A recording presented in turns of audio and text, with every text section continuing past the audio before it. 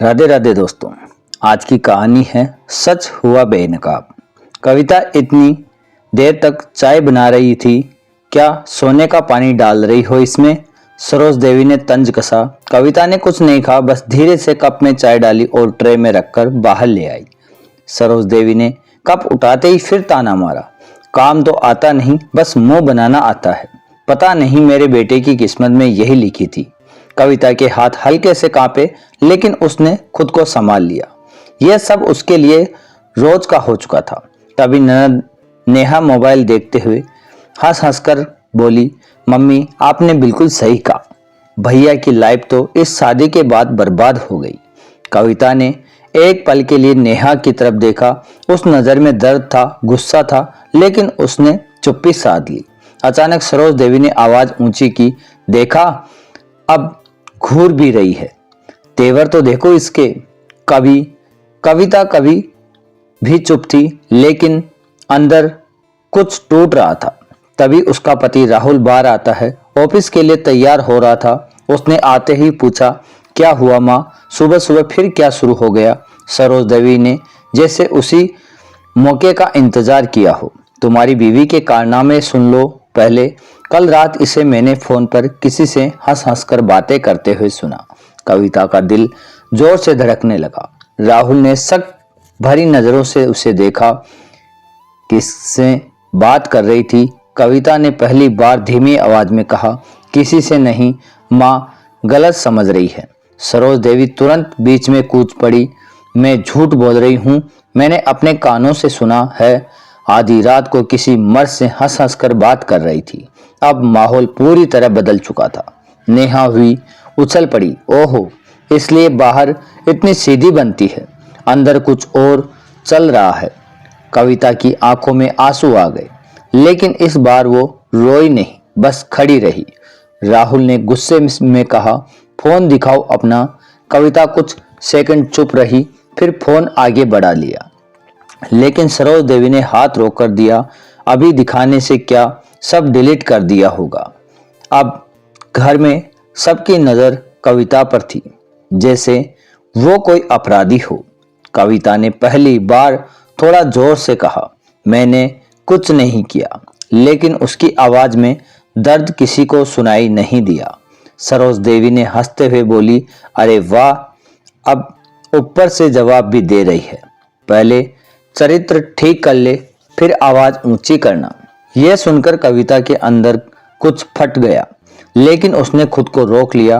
राहुल ने आखिरी बार कहा, देखो कविता, अगर सच में कुछ चल रहा है तो अभी बता दो, वरना बाद में बहुत बुरा होगा। कविता बस उसे देखती रही। जिसके लिए उसने सब छोड़ा, वही आज उस पर शक कर रहा था। उसने धीरे से कहा, तुम भी यही सोचते हो? राहुल ने नजरें झुका ली। यही उसके लिए सबसे बड़ा जवाब था। अब तक जो चुप थी, वो चुप्पी अब गुस्से में बदल रही थी। कविता ने आंसू पोंछे और बिना कुछ बोले अंदर कमरे में चली गई, लेकिन इस बार उसके कदमों में अलग ठान थी। कविता कमरे में जाकर दरवाजा बंद कर लेती है। बाहर सास और ननद की बातें चल रही थी, बीच बीच में हंसी भी। कविता पलंग पर बैठे गई, हाथ कांप रहे थे, लेकिन आंखों में आंसू नहीं। बस एक बात दिमाग में घूम रही थी, मैंने कुछ किया ही नहीं, फिर भी मुझे ही कटघरे में खड़ा कर दिया। उसने फोन उठाया, स्क्रीन खोली, कुछ सेकंड देखती रही, फिर खुद से बोली, आज अगर चुप रही तो ये लोग मुझे कभी चैन से नहीं जीने देंगे। उंगलियां फोन में कुछ ढूंढने लगी। अचानक उसके चेहरे पर शक्ति आ गई, जैसे वो मिल गया जो ढूंढ रही थी। वो उठी, शीशे में खुद को देखा, आंखें लाल थी, लेकिन डर नहीं। धीरे से बोली, आज सब साफ कर देते हैं। बाहर हॉल में सरोज देवी और नेहा अब भी हंस रही थी। नेहा बोली, मम्मी, आज तो भैया को भी समझ आ गया होगा कि उनकी बीवी कैसी है। सरोज देवी ने ताना मारा, अभी तो शुरुआत है, ऐसे लोगों को धीरे धीरे काबू में करना पड़ता है। तभी कमरे का दरवाजा खुला, कविता बाहर आई। इस बार चेहरे पहले जैसा नहीं था, वो सीधी सबके सामने खड़ी हो गई। राहुल भी वहीं था। कविता ने बिना घुमाए कहा, आप सबको लगता है ना कि मैं गलत हूँ। सरोज देवी बोली, लगता नहीं, पक्का पता है। कविता ने सिर हिलाया, ठीक है, आज पता भी चल जाएगा। नेहा हंस पड़ी, ओहो, अब ड्रामा शुरू होगा। कविता ने उसकी तरफ देखा लेकिन कुछ नहीं कहा, बस फोन खोला और राहुल की तरफ बढ़ाया। पहले ये सुनो, पूरा सुनना। राहुल ने फोन लिया, प्ले किया, रिकॉर्ड चली। पहले कुछ आवाजें, फिर सरोज देवी की साफ आवाज। आज रात इसे फोन पर फंसाते हैं, फिर राहुल के सामने इसकी इज्जत गिराएंगे, तभी ये सीधी होगी। राहुल के हाथ रुक गए, नेहा का चेहरा उतर गया। रिकॉर्डिंग आगे, नेहा की आवाज, हाँ मम्मी, मैं ही कॉल कर दूंगी किसी लड़के से ताकि लगे ये बात कर रही है। कविता चुप खड़ी, सब देख रही थी। सरोज देवी का रंग उड़ चुका था। ये झूठ है, कविता ने तेज आवाज में कहा, झूठ चलाऊं आगे। सन्नाटा सा छा गया। राहुल ने फोन नीचे रखा, आंखों में हैरानी थी। वो सरोज देवी की तरफ देखने लगा, माँ ये सब क्या है? सरोज देवी संभलने की कोशिश में, अरे बेटा, ये तो इसने एडिट किया है, आजकल सब हो जाता है। कविता कड़वी हंसी हंसी, एडिटिंग पूरा रिकॉर्डिंग है, मेरे पास टाइम डेट सब लिखा दिखा सकती हूँ। नेहा अब चुप थी, नजरें नीचे। कविता ने साफ बोला, कल रात आप लोग मेरे कमरे के बाहर खड़े होकर ये प्लान बना रहे थे। आपको लगा मैं सो रही हूँ, लेकिन मैंने सब रिकॉर्डिंग कर लिया। राहुल अब कुछ बोल नहीं पा रहा था। धीरे से कहा, माँ आपने ये क्यों किया? सरोज देवी गुस्से में, क्यों किया? क्योंकि ये लड़की तुम्हारे लायक नहीं है, मैं शुरू में से ही कह रही हूँ। कविता ने जवाब दिया, तो झूठा इल्जाम लगाकर मुझे बदनाम कर देंगी। सरोज देवी चिल्लाई, हाँ, अगर इससे तुम इस घर से चली जाओगी तो हाँ करूंगी। यह सुनकर घर जम गया। राहुल ने ऊंची आवाज में कहा, बस माँ। कविता बस उसे देखती रही। अब फैसला उसके हाथ में था। खामोशी थी, लेकिन उसमें बहुत कुछ गूंज रहा था।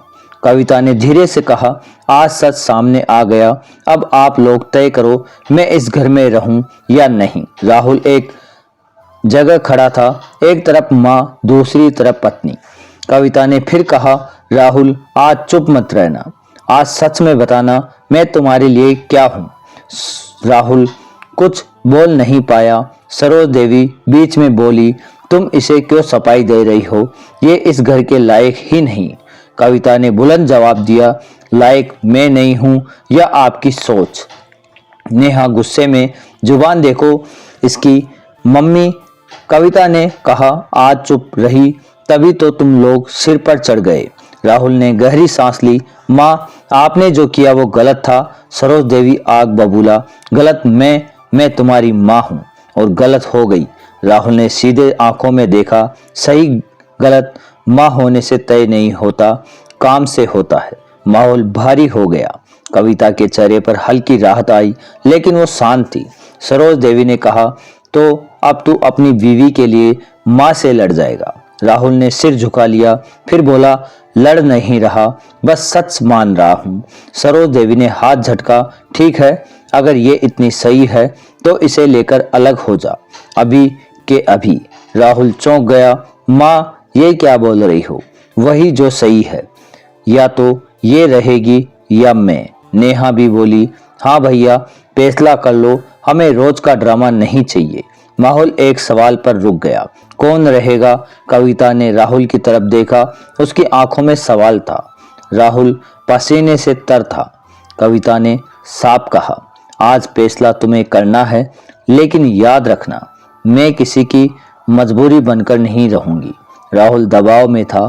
कुछ सेकंड की भारी खामोशी, फिर कविता ने दुपट्टा ठीक किया और बोली, ठीक है, तुम मत सोचो, मैं ही आसान कर देती हूँ। राहुल घबराया, क्या मतलब?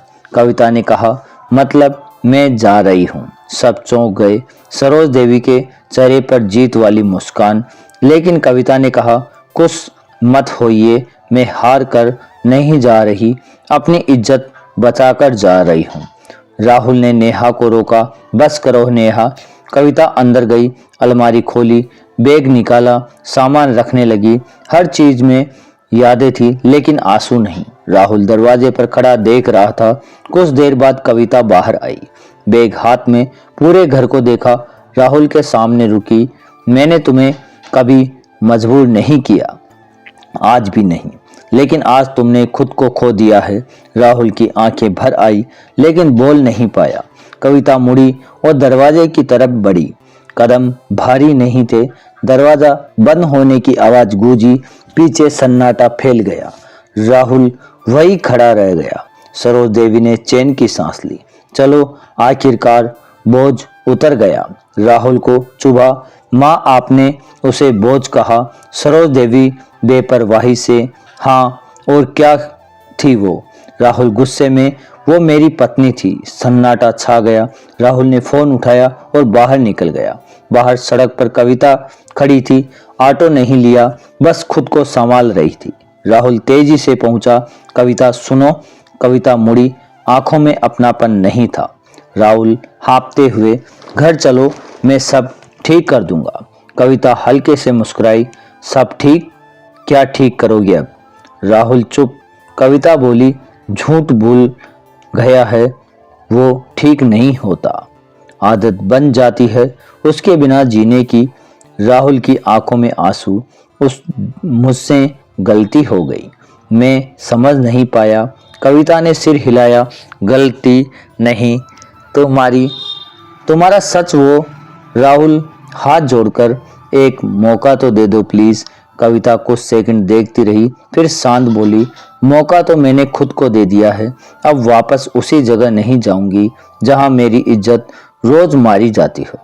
कविता बैग कसकर पकड़ा और आगे बढ़ी। राहुल ने आखिरी बार पुकारा, कविता, क्या ये सच में खत्म है? कविता रुकी लेकिन मुड़ी नहीं, बस कहा, खत्म नहीं, सीख है। और फिर वो आगे बढ़ गई।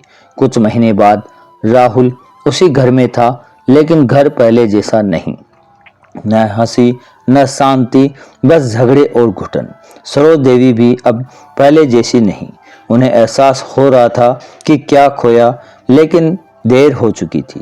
दूसरी तरफ कविता ने नई जिंदगी शुरू की। छोटा सा काम शुरू किया, खुद खड़ी हुई। अब किसी से डर नहीं लगता। एक दिन आईने में खुद को देखा और मुस्कुराई, क्योंकि इस बार वो सच में कुछ थी। अगर कहानी दिल को छू गई हो तो लाइक एंड सब्सक्राइब जरूर करें। मिलते हैं अगली कहानी में, तब तक के लिए